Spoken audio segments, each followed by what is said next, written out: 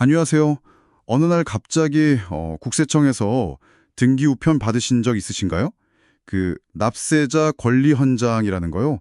이게 딱 오면 아, 이거 세무조사 시작인가 하고 가슴이 덜컥 내려앉을 수 있거든요. 네, 그렇죠. 특히 요즘에요, 그 부동산 자금 출처 조사, 그중에서도 전세보증금 관련해서 조사가 부쩍 늘었다, 뭐 이런 이야기들이 많이 들리더라고요. 맞아요. 그래서 오늘 당신께서 저희에게 보내주신 그 매일경제 기사 있잖아요. 이걸 바탕으로 이 상황을 좀 자세히 들여다보려고 합니다. 네, 좋습니다. 국세청의 부동산 관련 세무조사가 왜 이렇게 강화되는 건지, 특히 부모 자식 간의 전세자금 주고받는 거 있잖아요.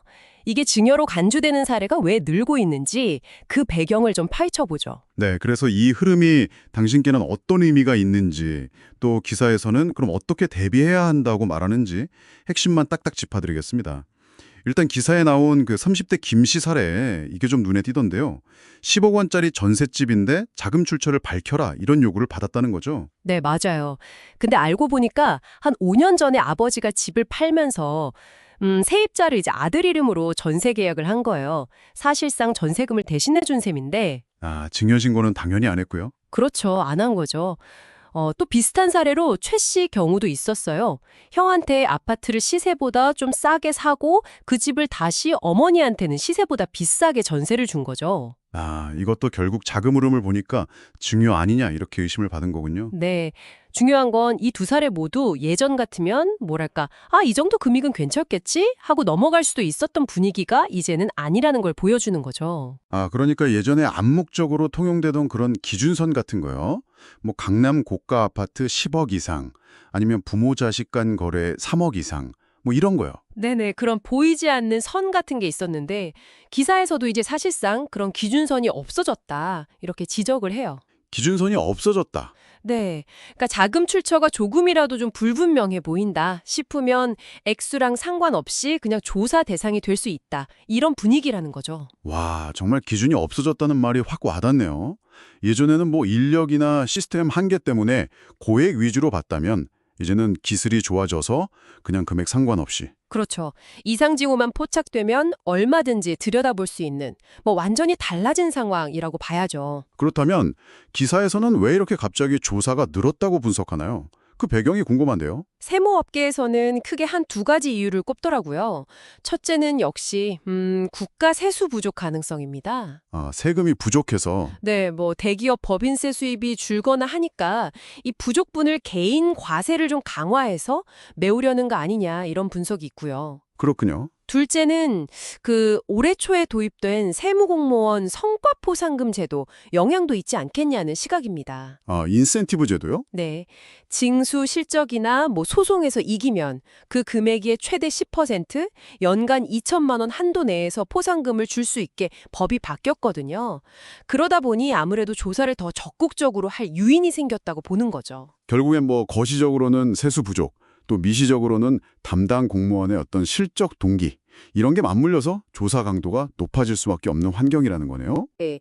PCI 분석이라고 해서 최근 한 5년간의 소득이랑 지출, 자산 내역 이걸 쫙 비교하는 시스템이 있고요.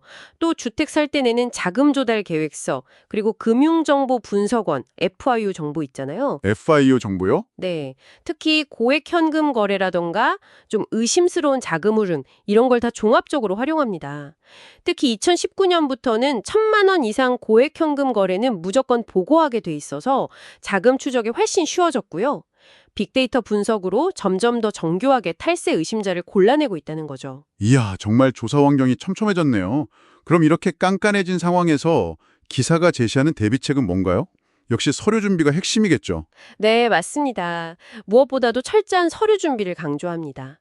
첫째는 그 주택 구매하실 때 자금 조달 계획서, 이걸 정말 꼼꼼하게 써야 한다는 거예요. 자금 조달 계획서. 네, 특히 6억 원 넘는 주택 사거나 아니면 투기과열 지구, 지금 서울 강남, 서초, 송파, 용산이죠. 여기는 집값 상관없이 계획서랑 증빙 서류까지 다 내야 하거든요.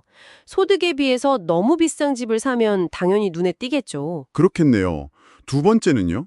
둘째는 가족 간에 돈을 빌려주는 경우라도 반드시 차용증을 작성하라는 겁니다. 아, 가족끼리라도요? 네, 그냥 빌려주면 증여로 볼 가능성이 아주 높으니까요.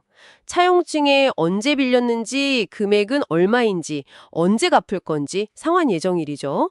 보통 한 3년에서 5년 정도를 권장하고요. 어떻게 갚을지, 그리고 중요한 게 이자율. 네.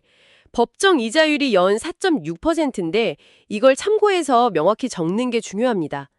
그리고 그냥 종이 한 장 써놓는 것보다는 뭐 공증을 받는다거나 내용증명 우편을 보내거나 인감증명 같은 걸 첨부하면 나중에 증거로 인정받기가 훨씬 좋죠. 객관적인 기록이 중요하군요. 그렇죠. 참고로 기사에 보면 그 법정이자 연 4.6% 기준으로 역산을 해보면 대략 한 2억 1,700만 정도까지는 무이자로 빌려줘도 증여세 문제가 없을 수도 있다. 뭐 이런 계산도 나오더라고요. 아, 네네. 근데 그 이상 금액이라면 이자를 실제로 주고받고 부모님은 또 그 이자 소득에 대해서 소득세 신고를 해야 할 수도 있고요. 복잡하네요. 그럼 마지막 조언은 뭔가요? 아까 서류 이야기하셨는데. 네, 바로 그 모든 관련 증빙 서류를 정말 철저히 보관하라는 겁니다. 세무조사라는 게 몇 년 뒤에 갑자기 나올 수가 있거든요. 그렇죠. 몇 년 뒤에.